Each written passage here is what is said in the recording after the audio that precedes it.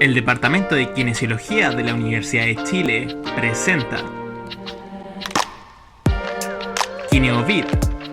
Nos juntamos, nos preparamos. Hola, ¿cómo están? Hola, hola, ¿cómo están? Hemos vuelto a nuestro estudio habitual en nuestras casas. Yo remodelé, me di vuelta. Este es el octavo capítulo de KineoVid 19, nos juntamos, nos preparamos. Y cada uno de nuestras casas, como es habitual, estamos grabando el capítulo, siendo hoy día martes 12 de mayo del 2020. Y como siempre, Jorge Muñoz nos acompaña detrás de cámaras. En el capítulo de hoy vamos a hablar sobre tecnologías y telemonitorización en el contexto de la telerehabilitación, desde la experiencia de un invitado muy importante y que nos da muchas luces de cómo lo está haciendo él en este caso. Pero antes de eso vamos a hablar con nuestro reportero estrella Álvaro sobre lo que está aconteciendo a nivel mundial y nacional en relación a la pandemia, porque han pasado semanas complejas y esto sigue avanzando. Muchas gracias, Trinidad, por el pase. Y también, efectivamente, la situación ha sido compleja, está siendo compleja. Son tiempos críticos los que estamos viviendo. El mundo tiene más de 4 millones de casos confirmados.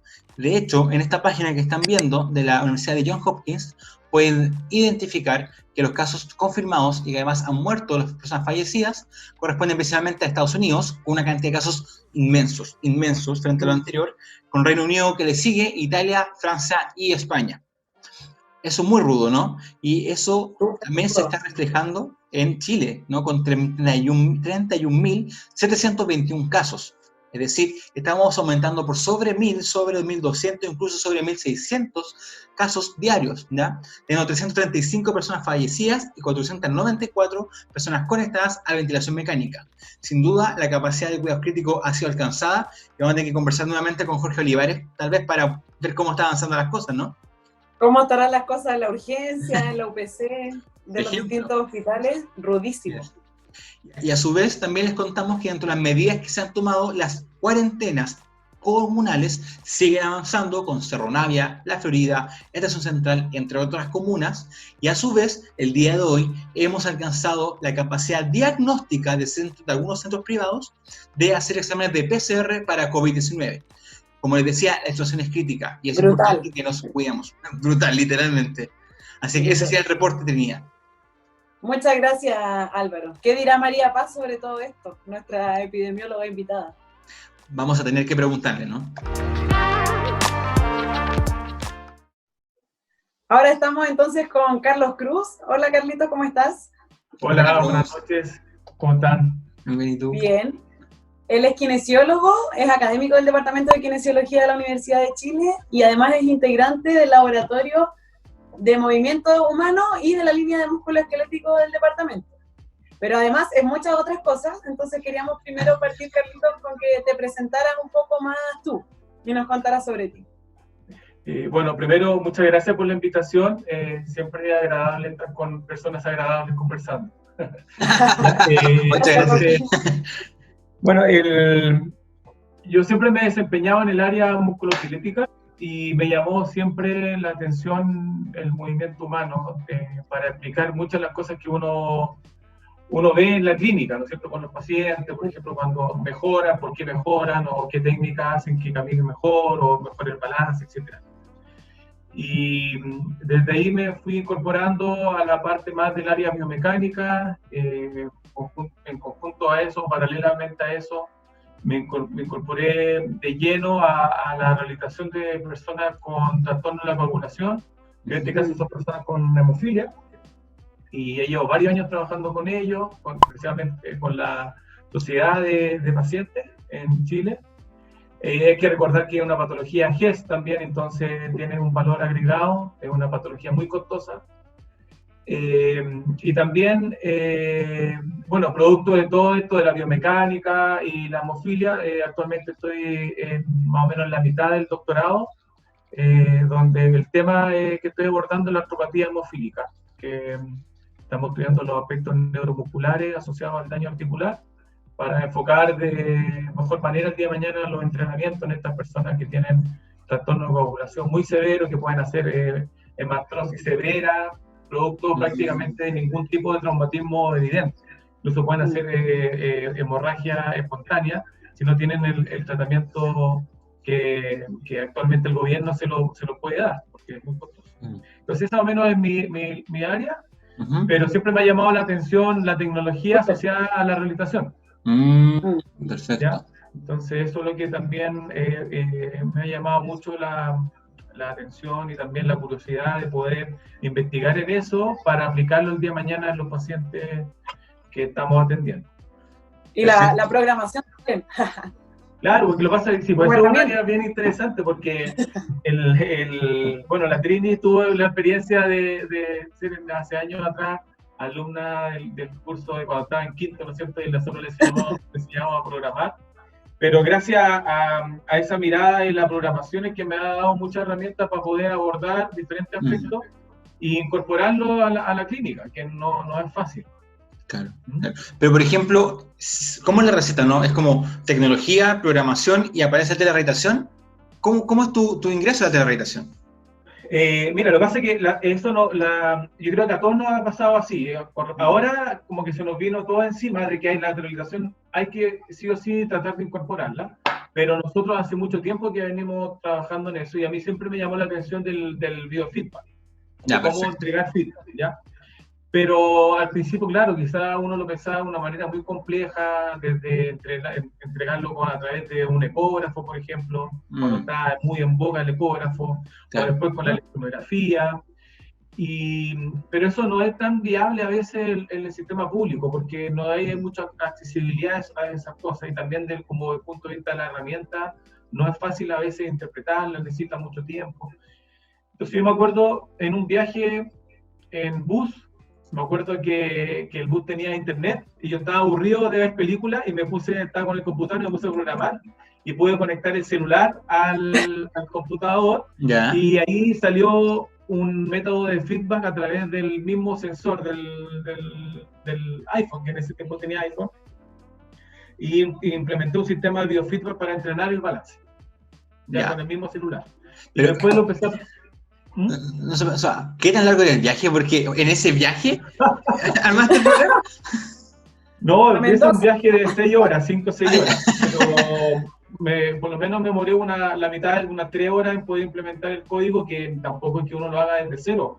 Claro. En internet están casi todas las formas de cómo hacerlo. Sí, claro. Pero ahí implementé en ese momento un biofeedback y lo empecé a aplicar en los domicilios, ¿ya? Entonces yo siempre pensé en un biofeedback muy sencillo, que la persona lo interpretara rápidamente, ¿ya? Que no tuviera mucha información asociada a lo que yo quería y que lo captara rápidamente, y así era. O sea, lo empecé a ocupar en ese modelo de instrumentación. Yo ocupaba el celular, un feedback visual hacia el computador, y lo que hacía era integrar los 3 ejes del sensor y dejaba una única señal que finalmente se interpretaba como el smooth, como la suavidad del control postural, que finalmente el nombre técnico es JET, que es como la tasa de cambio y la aceleración. Entonces eso obliga a la persona a quedarse muy quieta, entonces con eso entrenábamos y sacaba curvas de aprendizaje, y de ahí empecé a incorporar de alguna forma esta tecnología en el domicilio. ¿Ya? Oye, y, o sea, en eso como que quizá me perdí un poco. Ahí tú ya estabas monitorizando a la distancia. No, eso yo iba a los domicilios y ocupaba ese instrumento. Ya, perfecto. De ahí parte de alguna forma eso, pero claro, tiene una mirada de alguna forma más curiosa, que ahora recién la vamos a empezar a implementar en este momento. Eso fue hace como 3 años atrás, ¿ya? Y en eso terminó en un artículo ahora que se publicó hace una semana, 2 semanas atrás, en la revista Sensor, que es una revista de bioingeniería que está dentro del primer cuartil en lo que es de sensores. Es súper buena. Muy impactante, digo, me impacta mucho. Claro, y ahí lo interesante es que lo hicimos con alumnos de pregrado. Es un grupo grande de trabajo porque está, no sé, Gonzalo Rivera, Claudio Tapia, hay gente de la Universidad de la Católica también, gente de la Universidad de Málaga, gente de la Universidad de Valencia. Entonces ahí de alguna forma validamos este sistema que en un momento era como un juego para mí, hace 3 años atrás, pero lo validamos de una forma que tan fiable era intradía en un grupo y también lo comparamos con un grupo control, que siempre es súper importante determinar de que el feedback realmente sea mejor que entrenar sin nada. ¿Ya? Entiendo que los métodos de feedback que tú puedas ocupar el día de mañana en telerehabilitación, por ejemplo, son finalmente una extensión de la misma información que está entregando tus articulaciones, etc. Claro. Entonces, se ve como una extensión a la información extra que tú puedes tener y que a veces puede estar alterada por diferentes patologías. Entonces, esa es más o menos la idea. Carlos, y sobre ese mismo artículo, hacemos hablando de retroalimentación para las personas que están viendo este capítulo, ¿tú tienes como algún gráfico o alguna información del artículo que podrías como compartir? Perfecto, sí. Aunque no venía preparado. No venía preparado, pero como lo habíamos conversado, vamos a tratar de compartir.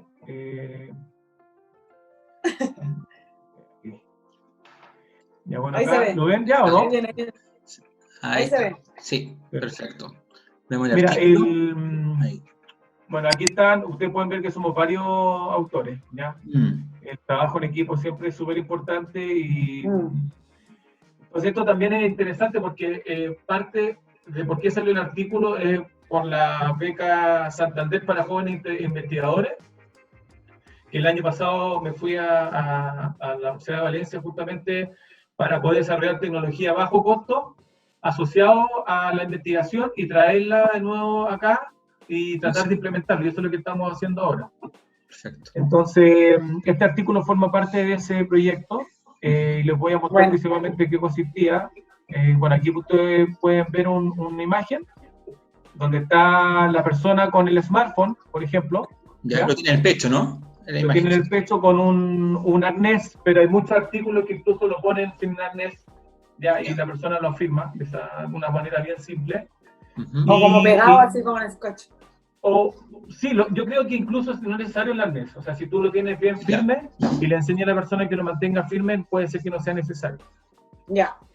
Y en ese momento visualizaba este gráfico que está acá, donde acá está finalmente la curva del jet, ¿ya? En 30 segundos, que los trials duraban, o el ensayo duraban 30 segundos, y todos los valores fuera de un umbral que se determinaba previamente, se consideraba el error. Entonces, finalmente, el error es cuánto tiempo permanecía fuera del umbral. Y eso, Carlito, era, por ejemplo, para entenderlo así como gráficamente, era si es que la persona se movía mucho, iba a caer fuera de este umbral, o muy brusco, claro, iba a caer fuera del umbral. Claro, el jerk en ese sentido, uno lo determina como cualquier movimiento brusco que haga de cambio del control postural, va a determinar un jerk muy alto. Entonces te obliga a mantenerte muy quieto, y es impresionante, pero el trabajo muscular que genera cuando te ponen umbrales muy difíciles es muy grande. Uno siente de alguna forma un cansancio igual asociado a eso. Qué bueno. Entonces, esto es súper simple, porque no te dice en qué sentido tú estás teniendo la alteración, sino es muy global, entonces muy fácil. Es como intuitivo de usar. Claro, es muy intuitivo, esa es la palabra. Incluso yo lo ocupaba con abuelitos en los domicilios, de, no sé, 80 años, lo entendían sin ningún problema. Casi no necesitaban introducir el problema, con un par de palabras ya lo incorporaban rápidamente. Claro. Entonces esto me gustó a mí, de alguna forma, que esto es muy sencillo de ocupar. Y bueno, nosotros finalmente obtuvimos curvas bien interesantes. Se entrenaron 8 días a sujetos, ¿ya? Para no alargar mucho la explicación, pero esta es la curva típica. Arriba pueden ver el grupo que no tuvo... De curvas de aprendizaje, ¿cierto? Claro. Sí, solamente tal vez porque si no ven bien el video, tienen el eje Y, tiene el error normalizado, ¿no? En la ordenada. Claro, el error normalizado. Perfecto. Y en la abscisa los días. Claro, perfecto. Entonces, son 7 días de entrenamiento, con intervalos de 1 o 2 días entre entrenamiento, y el último día se le quitaba el feedback a la persona que estaba entrenando con el feedback, que había un grupo que entrenó solamente con el celular, pero sin tener ninguna información visual de cómo lo estaba haciendo. Ese es grupo cuadrado. Ninguna retroalimentación de ningún tipo. Ok, perfecto. Entonces lo interesante es que, bueno, esto puede pasar con diferentes métodos de biofeedback y esto de alguna forma viene asociado a ocupar este tipo de información para la telerehabilitación, ¿ya? Que si ustedes comparan la curva del biofeedback, ya no tiene una mejoría entre días muy notoria. O sea, cada día iba mejorando, mientras que el día de no biofeedback, recién al séptimo día era distinto al primero, ¿ya? Entonces se demoró mucho más en tener una mejoría con respecto al grupo de biofeedback y al segundo día ya se empezaron a notar las diferencias entre los grupos. Claro. Lo interesante sí, que aquí de alguna forma es que esto tampoco siempre hay que verlo como algo netamente positivo. El biofeedback puede generar también una dependencia del usuario. Y aquí ustedes pueden ver el error que se genera cuando le quitan. Claro, ese se vio ahí en el último día. Este de retención, claro. Entonces aquí tiene todo un universo desde el punto de vista científico de saber cuál es la mejor dosis para entregar el biofeedback, porque hay estudios, por ejemplo, de uno de los autores que es Xavi García Mazo, de la Universidad de Valencia, que ya tienen estudios ellos donde tratan de buscar la dosis óptima de feedback que tú tienes que entregar en una sesión. Porque de alguna forma al alternar el biofeedback ayuda a que tú tengas un mejor desempeño. Claro. Es como si en un momento tengo el biofeedback y al día siguiente me lo quita, entonces yo tengo que ocupar recursos ahora propios para mantener el control. ¿Ya? Y qué interesante. Y el otro aspecto, dale, termina más. Es interesante también mencionar que, bueno, si nosotros bien por ahora ocupamos el feedback visual, nos dimos cuenta después en la literatura que el feedback auditivo es mucho mejor que el visual. Exactamente por lo mismo, porque te obliga a ocupar otros recursos como que no son la vista en este sentido. Entonces, eso es importante porque ahora el prototipo que estamos ocupando nosotros para aplicar en esta población que les mencionaba al inicio, que es las personas con trastorno de la coagulación que tienen hemofilia, nosotros estamos diseñando una plataforma de entrenamiento para el balance, porque tienen trastorno importante del balance por el daño articular, Claro. con un feedback auditivo, ¿ya? Que creemos que puede ser más potente que el visual. Y es más fácil de implementar porque tú no necesitas nada más que el móvil, el celular para poder entrenar. Que va tirando el mismo feedback. No necesita como una pantalla extra. No, y Carlos, por ejemplo, es interesante que tú planteas que tú trabajas en un hospital público y por lo tanto puedes generar evidencia desde esos espacios. ¿Cómo te ha ido con esto, no? Como hacer estas modalidades de telemonitorización. ¿Es factible investigar y hacerlo en un hospital? Sí, bueno, esa es muy, muy buena pregunta porque la investigación sin transferencia para mí no tiene sentido. Yo creo que cada vez más lo que uno busca es investigar y transferir eso. Oye, quizás podamos dejar de compartir la pantalla para vernos de nuevo, sí, ¿no? Más sí, buen punto. Por supuesto. En eso, en base a esa pregunta, nosotros ya hicimos un piloto con respecto a esta misma plataforma, ya para entrenar el balance. Se hizo está incluso en App Store para poder bajar, pero obviamente tiene que tener una clave y está asociada solamente a las personas con hemofilia.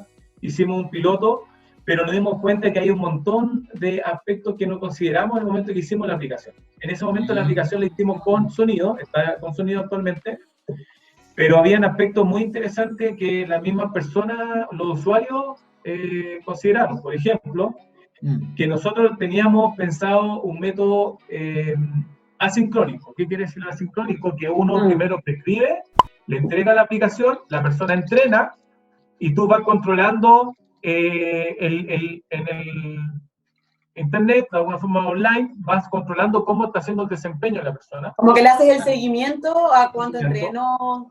Claro. Y yo me iba contactando con ellos por WhatsApp, por ejemplo, cuando iban mejorando. Entonces no había una plataforma directa de la aplicación para mandar un mensaje de que lo están haciendo bien o no. Y entonces eso estaba hecho de tal manera que la persona tuviera un control al menos de una vez a la semana. Entonces cuando iba a control, nosotros le modificábamos el umbral si que había ya un signo de que existía como un plató. ¿Ya? Como que ya estaba estancado en el aprendizaje. Exactamente. Entonces ahí nosotros modificábamos el umbral y eso nos asegura de que eso nos asegura, eso es muy importante porque si no uno está entrenando en una dificultad que el paciente no está mejorando porque ya aprendió. Claro, ya llegó, está como en un efecto techo, así. Exactamente. Entonces, pero el problema era que ellos, para motivarse, siempre me pedían que querían ver las curvas. Entonces yo lo que hacía era, le sacaba una foto a la pantalla y se la mandaba por WhatsApp. Pero esos son detalles, por ejemplo, que, claro, que cuando uno diseña estas cosas, uno se da cuenta que hay detalles tan pequeños, pero son muy relevantes, porque eso te va a asegurar la adherencia. Claro. Entonces, La motivación. puede ser muy top en su forma teórica, pero si no consideras tus aspectos que son muy relevantes para el usuario, finalmente no caes en el aspecto más relevante que es la adherencia. Claro. Finalmente eso es lo que tú buscas, porque entrenar frente a un espejo debe ser muy, muy aburrido. Yo creo que nadie aguanta 10 días de entrenamiento frente a un espejo. O sea, tiene que haber un extra, ¿no es cierto?, que te motive. Como un enganche. Exactamente. Pero dentro de lo que hemos conversado, por ejemplo, de uso de instrumentación. Tal vez cuando habla del ecógrafo hemos usado instrumentación de bajo costo, e incluso hemos usado como herramientas como celulares, hablando de que Claro. instrumentación cara, ¿no? Por lo tanto, La aplicación. La aplicación, ¿no? Está hablando como que hay alternativas para poder implementar ya sea la telemonitorización o herramientas o esta telemonitorización para telerehabilitación. Ante eso, entonces, parecería que la telerehabilitación no es tan fija, no es como puede o no puede entrar a la telerehabilitación. Claro. Sí, exactamente. Yo creo que, bueno, lo importante es pensar siempre que la telemonitorización viendo desde el celular tampoco va a aplicar a todas las personas. Por ejemplo, a nosotros nos pasaba que de repente llega un usuario, por ejemplo, un paciente y tiene un celular que es muy básico, obviamente no va a poder optar a eso. Pero desde esa mirada uno lo ve como una herramienta más. Lo importante, yo creo que siempre esta herramienta lo que tiene que buscar es la adherencia de la persona hacia el ejercicio, ¿ya? Porque eso es lo que la persona lo va a motivar. O sea, cuando hay una cosa, por ejemplo, tan difícil de evaluar con la vista, que es el balance, por ejemplo, porque con el balance, claro, tú podrías evaluar el test de apoyo unipodal, por ejemplo, y tomar el tiempo si quisieras, ¿ya? Pero es mucho más entretenido con una persona ver su progreso día a día y test a test o trail a trail y ver las curvas de desempeño que están teniendo. Y eso te va también a ayudar a asegurarte que el paciente siempre va a estar progresando en su rutina, ¿ya? Entonces nosotros lo vemos así. Carlito, y en función de eso, porque claro, como ya tú antes de que llegara el COVID y que quizás estuviéramos todos un poco más como obligados, como decías tú, a pasarnos a este proceso más a distancia, ya tenías experiencia un poco con la monitorización, el feedback y de estas aplicaciones. Entonces, ¿cómo ha sido para ti ahora el tener que usar esto como estrategia a distancia? Claro. Mira, yo creo que esto es cualquier juguete nuevo para el usuario y también para uno. Entonces al inicio, claro, fue un boom, mira, tenemos la aplicación y se lo pasaba a los usuarios de alguna forma, y yo lo pasaba genial viendo las curvas y todo, y ahora ya traté yo de poner un stop, tener una visión un poco más madura, y ahora estamos haciendo una plataforma de telerehabilitación pensando en estas personas con trastornos de la población, que la monitorización va a ser un aspecto más de todo el paquete que nosotros estamos pensando. Perfecto. Entonces, porque van a ver, o sea, tarde o temprano esa persona se va a aburrir. O sea, siempre, esa es una gran limitación de esta mirada de que mientras no tenga un juego, yo siempre lo he pensado así, que ahora están de moda los extra games, como plataforma de monitorización, pero a través del juego. Claro. Entonces, si no tiene un desafío detrás, obviamente eso va a tener un momento determinado en la persona. O sea, tú le vas a entregar la aplicación, va a entrenar, va a hacer sus 10 sesiones, pero lo más probable es que después va a dejar de llamarle la atención. Claro. Entonces, por eso yo lo veo como algo muy dinámico, que la idea, lo principal para nosotros es buscar la adherencia. Entonces estamos haciendo una plataforma donde el kinesiólogo prescribe una rutina de ejercicio que va a tener diferentes dificultades, van a salir videos de la rutina, y asociado a eso van a tener posibilidades de hacer otro ejercicio de monitorización, que tenemos el CytoStat, por ejemplo, y el test de balance, pero también graduado en diferentes dificultades, porque tú puedes hacer desde pie unipodal, bipodal, ¿no es cierto?, tándem, que un pie adelante el otro, o semi-tándem, ya tratar de que lo hagan con una esponja, pasarle una esponja, por ejemplo, para aumentar más la dificultad. Entonces tú tienes diferentes niveles de dificultad y la idea también es darle ese desafío al usuario, que tú partes con tareas simples, pero de mediana complejidad para que puedan realmente progresar, pero tú cada cierto tiempo vas aumentando la dificultad, ¿ya? Oye, qué buena. Y esta, o sea, esta nueva como forma que tiene como distintas modalidades o cosas o variables en verdad que quieres entrenar, ¿también incluye una evaluación a distancia pensando en que la persona no puede ir a verte? ¿O cómo tienen pensado esa parte? Mira, ese es una excelente pregunta, porque cuando nosotros partimos con esto, que llevamos bastante tiempo, todavía no estaba lo del COVID. Claro. ¿Ya? Ahora tienen que pensar que hacer una plataforma así puede llevar meses. Claro. O sea, Sí. no es un tema de que uno quiera implementarlo así en 2 meses. En un viaje. Sí, y ojalá que con esto alguien que lo esté haciendo también se motive a mejorar alguna cosa, porque uno cree que puede hacer una excelente plataforma, pero de repente se caen en cosas muy pequeñas, y eso aprendimos nosotros finalmente, ¿ya? Sí. Entonces, ese es un punto muy importante. Para mí, siempre he pensado que lo más simple es siempre la mejor opción. Ya, simplificar las cosas, tanto para uno como para el usuario, ¿ya? Claro. Entonces, de ahí va de alguna forma asociar el conocimiento que uno pueda tener con la creatividad, pero no es complejizar de alguna forma el escenario, tiene que ser muy simple. Entonces, por lo menos ahora, lo que estamos haciendo volviendo desde cero, porque como la plataforma no está todavía finalizada, nosotros hacemos videollamadas con los pacientes y hago test súper sencillos, o sea, los mismos test que tú harías de repente con una persona de manera presencial, nosotros tratamos de hacerlo de manera presencial, o sea, por videollamada, y ahí para mí han sido útil, por ejemplo, el cierto stand de 5 repeticiones o el cierto stand de 30 segundos, es lo que yo ocupo y es muy práctico, muy simple, ¿ya? Y es lo que finalmente uno puede ocupar de manera muy evidente, que no es complejo. Bueno, el apoyo nepodal también, uno lo puede ocupar por videollamada. El tema es tener siempre en cuenta los aspectos de seguridad de esos test. O sea, de repente yo me he imaginado de repente a un paciente cayéndose mientras uno le está haciendo el cytostand, por ejemplo, y eso sería trágico. Entonces en la pantalla, no. No, se cae, ya se cayó, y el paciente, imagínate, es solo, y no tiene a quién acudir mientras el paciente esté en el suelo. Yo creo que ese sería el peor escenario que uno pueda imaginar en este aspecto que parece ser súper simple. Claro. Entonces, no sé, hasta el lunes tuve una sesión con un paciente y uno de los requerimientos era que estuviera siempre con una persona al lado. Entonces estaba su hermana porque tiene riesgo de caída, entonces estuvimos entrenando con la hermana en conjunto con el usuario, el paciente, para tener todos los resguardos de que la rutina iba a ser 100% segura. Claro.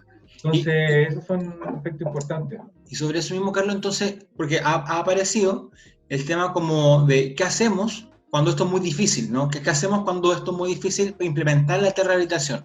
¿Qué podemos hacer ahí? Mira, yo creo que ahí el primer escenario es hacer un buen screening. ¿No es cierto? Que ahora hasta el momento hemos hablado solamente de aspectos más físicos, funcionales, pero bueno, tú eres mucho más experto que yo en los determinantes sociales y toda esa mirada, ¿no es cierto?, más global, que hoy día cada vez más es muy relevante. O sea, todas las investigaciones que uno haga pueden valer nada en un contexto social complejo. Entonces ahí es donde uno puede decir, yo puedo... Es la realidad del sistema público también. Claro. Claro. Yo puedo tener la ultra aplicación móvil con el mejor método para entrenar el balance y todo, pero puedo llegar a un contexto social que va a ser muy distinto y toda esa tecnología no va a servir. Entonces, la valoración que uno tiene que hacer tiene que considerar todos esos aspectos. O sea, cuando nosotros hacemos la entrevista, bueno, yo tengo la suerte que como son pocos las personas con hemofilia, los conozco muy bien a todos. Entonces tengo una relación muy cercana a ellos. Entonces conozco muy bien la historia de cada uno. Entonces eso me ayuda mucho a progresar con ellos. Entonces, pero partir de cero en un paciente necesita sí una entrevista importante. Yo creo que tiene que ser incluso una entrevista más profunda que a veces una presencial. ¿Ya? Ya, perfecto. Entonces ahí sería como el primer tip, ¿no? Como screening. ¿Habría otro más? ¿O como es el principal y después avanzamos? Ese screening no es el screening que uno está acostumbrado a hacer en anamnesis. Ya. Porque No, el screening no, es claro. un screening mucho más profundo, porque tú tienes que Claro. preguntarte desde el acceso a internet que tienes, qué tipo de cómo es la casa, porque finalmente cuando tú estás con la grabación, tú puedes tener un aspecto, ustedes no saben cómo es mi casa al lado, pero yo puedo tener, no sé, un peldaño al lado de donde estamos haciendo los ejercicios. ¿qué Entonces, hay ahí, Carlitos? entonces son muchos O aspectos que uno tiene que mascotas. tomar en cuenta. Entonces, y ahí es súper importante, bueno, ya hay muchas, entonces obviamente ya había semanas discutiéndose, y hay checklists que están de alguna forma dando vueltas en internet, Perfecto. pero esos checklists yo creo que igual es importante como adecuarlo a la realidad en la cual uno trabaja, y incluir algunos aspectos importantes. Ahora, si que alguien quiere etiquetar al laboratorio de Carlos para compartir un checklist o mandar un mensaje, ustedes sacaron el Twitter recién, ¿o no? Del Sí. laboratorio. ¿Cómo es? ¿Cómo es la cuenta? La cuenta es LabMob Chile, esa es la cuenta de Perfecto. Twitter. Buena, Ahí lo se voy lo a vamos a hacer acá para el Pero local. lleva recién una semana, así que nosotros Sí, claro. no éramos muy... Bueno, yo, Claudio Tapia, no somos muy adictos a las redes sociales, pero es interesante el aspecto de cómo interactúan con diferentes laboratorios, diferentes partes. Claro. Así que, es interesante ver también esa área. Oye, Carlito, con respecto a lo que hemos estado conversando, quizás sería bueno conversar sobre como qué dificultades has tenido tú, como antes también y ahora con respecto a la implementación de estas aplicaciones de la telemonitorización. Como qué lecciones has sacado, quizás que pudiéramos compartir para la gente que ahora está recién entrando a este mundo. Mira, lo de la telemonitorización siempre me llamó la atención a mí de que eran como algo, yo lo veo actualmente incluso como modas, como que aparecen y de repente como que no siguen. Por ejemplo, con la cámara Kinect de alguna forma con cámara de profundidad, Todos haciendo Kinect. Que no necesitan marcadores y bueno, es para hacer ejercicio, etcétera, que actualmente quizás se siguen ocupando. Yo creo que ahora van a empezar como a salir a flote nuevas formas de cómo entrenar, pero yo creo que el trasfondo no es la tecnología, sino es vuelvo a insistir en cómo tú generas la adherencia en la persona. ¿Ya? Por ejemplo, yo creo que más adelante la forma más interesante de poder generar esta adherencia es que existan, ojalá, muchas personas entrenando simultáneamente y que se generen estas como redes de juego online asociadas a una plataforma de rehabilitación. Como grupal. Buena, claro, como... ¿Ya? ¿Quién aguanta más en un pie? Claro, claro, pero de alguna forma tiene que haber algo asociado a que exista una red y que tú, no sé, me imagino como tener 5 o 6 personas simultáneamente entrenando y que tú puedas entrenar en línea, porque eso de alguna forma te va motivando, o sea, el ejercicio para una persona joven quizás con este simple ejercicio de entrenar con el celular, que de alguna forma nosotros, el artículo estamos orientados a un aspecto conceptual, más que de entregar como, está en la forma de cómo entrenar el balance, un aspecto conceptual porque es simplificar todo a una señal y eso se puede llevar a cualquier tipo de sensor que registre la aceleración, que puede ser el celular o incluso una misma cámara una forma puede llegar a calcular la aceleración también. Entonces, claro, es un aspecto conceptual. Pero eso asociado a lo que yo les digo de cómo generar una adherencia asociada a una rutina de ejercicio, yo creo que es lo más importante hoy día para que se mantenga la monitorización como una alternativa importante de la rehabilitación. ¿Ya? Principalmente la rehabilitación asincrónica, esa rehabilitación que tú no estás face to face, cara a cara, ¿no es cierto?, con el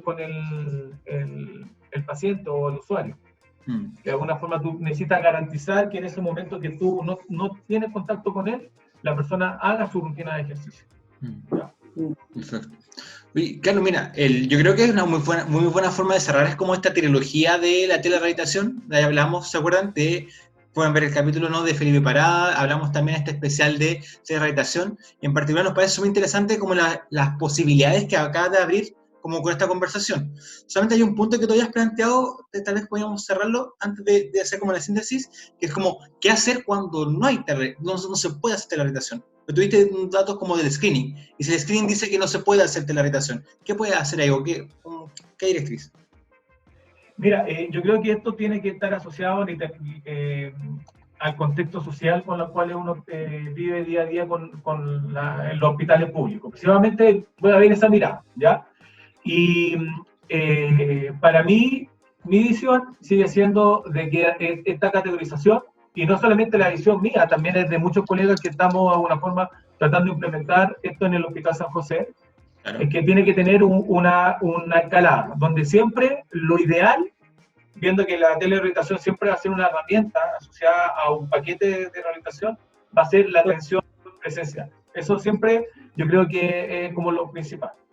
Entonces, cuando ya no puedes hacer telerehabilitación y tú ves que el paciente, el usuario, no cae dentro de esta categoría, sigue siendo la presencialidad lo más importante. ¿Ya? Ahí donde uno, en el contexto actual, obviamente ir al domicilio es lo más factible, ¿no es cierto?, la atención domiciliaria. Y ahí es importante pensar de que esa atención domiciliaria, por ejemplo, porque la gran problemática puede ser siempre la parte de educación digital del usuario también. Entonces tú puedes, esta categoría que puede ser primero atención domiciliaria como lo ideal, ¿cierto? Telerehabilitación, atención presencial en el hospital, y al final un llamado telefónico de control puede irse cambiando, modificando. Entonces tú puedes pasar desde una atención postquirúrgica, por ejemplo, donde tengan sesiones presenciales en el domicilio, 3 o 4 o 5, ¿ya? Y después pasas a unas sesiones de telerehabilitación y terminas con sesiones de llamado telefónico para controlar la rutina. Entonces, yo creo que esa mirada de escalonada, de alguna forma, o dinámica, es una mirada súper interesante de abordar y que puede ser útil el día de mañana. Como moldeable al contexto y a la realidad local, como local del centro, por ejemplo, que pueda ir a hacer visita domiciliaria, o local de la persona que le permita tener el celular, claro, o la llamada, o la visita, o intercalarla, claro. Exactamente. Entonces, en esa mirada, por ejemplo, de que hay una persona que en esa entrevista inicial te diste cuenta que no está dentro del rango de paciente apto para telerehabilitación por diferentes variables, tú puedes aprovechar de hacer una educación en esas sesiones domiciliarias para dejarlo en óptimas condiciones para pasar a esa etapa de telerehabilitación. Claro. ¿Ya? Entonces, y ahí tú obviamente disminuyes los costos y después hay otro aspecto que esta telerehabilitación la estamos viendo como también 1 a 1, pero el día de mañana también puede ser grupal. En la medida en que tú conozcas bien al usuario y sepas que tienen condiciones funcionales similares, con aspectos de seguridad asociados obviamente, y podría llegar incluso a tener sesiones tan dinámicas como las que eran pre-COVID, por ejemplo, donde tú tenías 4 o 5 personas simultáneamente. Pero eso yo creo que nos falta mucho camino por recorrer y aprender, ¿no es cierto? Sí, absolutamente.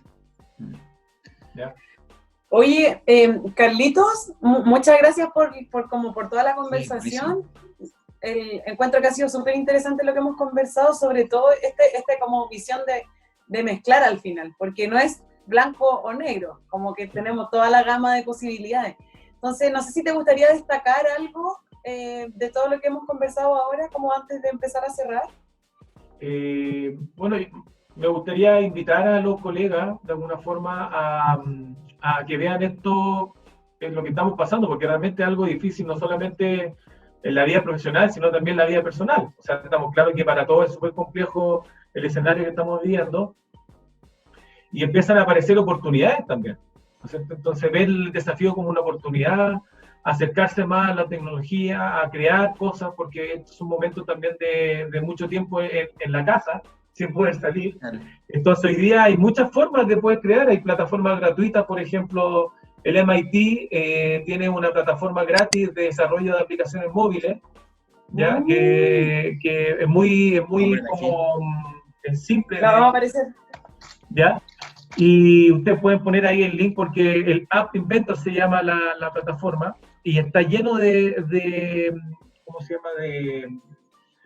En YouTube uno busca App Inventor y salen muchos tutoriales para hacer lo que uno quiere. Entonces, yo creo que hoy día la gran limitante, antes era el tiempo y hoy día lo que más tenemos es tiempo para estar en la casa y empezar a crear cosas. Entonces, ese es el escenario. Y la segunda cosa que me gustaría mencionar es que no nos cerremos solamente a la telerehabilitación. O sea, yo creo que todos estamos hablando de telerehabilitación, pero tener una mirada más global, tratar siempre de buscar lo simple yo creo que para mí siempre tiene el valor máximo, y lo complejo dejarlo para, no sé, para la investigación, para probar cosas complejas y de repente quedarse con lo simple, no sé, pero siempre lo simple va a llamar más la atención. Así que ojalá busquemos soluciones simples que ayuden a nuestros usuarios. Aplicables al final. Claro. Oye, Carlos, y por ejemplo, sobre tus soluciones para llevar esta cuarentena en la casa o esta casa pega, ¿cuál es tu método favorito de autocuidado? Bueno, yo tengo dos mascotas, ¿Ya? entonces el salir a caminar es el mejor ejercicio. Mínimo tienen que ser 45 minutos de caminata. Con las medidas de precaución necesarias. Claro, obvio, pero yo Ah, creo bueno. que tratar de hacer ejercicio igual en la casa, porque es impresionante como uno baja, no sé, bueno, ya tiene que empezar a salir artículos, pero he visto algunos dando vuelta por ahí de que el nivel de actividad física ha bajado notablemente en muchos. O podemos bajar prácticamente a la mitad de lo que hacíamos antes. Sí, claro. Entonces me trato de irme en bicicleta al hospital, de caminar, ¿ya? Estoy aprendiendo a cocinar cosas ricas también para pasar el rato. Buenísimo. Muy bien, muy bien. Estamos haciendo cosas interesantes. Excelente. Para Masterchef. Vamos a esperar para después poder probarlas. Ya, no hay problema. Todo vegetariano para ti, Trinidad. Muchas gracias. Buenísimo, muchas gracias, Carlos. Trini, no sé si muchas gracias a ustedes. ¿Alguna idea? Trini, cerrar la idea. No, creo que las palabras con las que cerró el Carlito estuvieron súper, como que esa idea me dejó perfectamente conforme. Maravilloso. Oye, felicitaciones, yo creo que esto igual va a generar un antes y un después en el departamento de kinesiología. Esperamos. Felicitaciones. No, gracias a ti, ¿no? Porque la comunicación, la divulgación científica no es algo que nace uno o que a uno se le ocurre. Como que hay un proceso como paulatino de construcción o co-construcción, y gente como tú, Carlos, que está buscando cómo simplificar estos procesos complejos para que la gente le pueda llegar efectivamente, yo creo que ayuda muchísimo. Demasiado. Eso. Perfecto, entonces recuerden, si tienen preguntas, si tienen comentarios, se los pueden agregar en Facebook, Twitter, Instagram y YouTube, ¿no? Va a estar este capítulo en YouTube, al igual que todos los anteriores. Y también pueden hacer algunas preguntas, Carlos, si alguien quiere hacerlas, las podemos transmitir directamente a él, ¿ya? Sin más, cuídense, lávense las manos, por favor, quédense en casa, todo lo que puedan, todo lo que corresponda. Quédense en casa. La situación se está viendo crítica, lo dijimos al principio de este capítulo, así que, por favor, que estén bien, igual con sus familias. Adiós. Cuidémonos entre todos. Chao. Chao. Chao.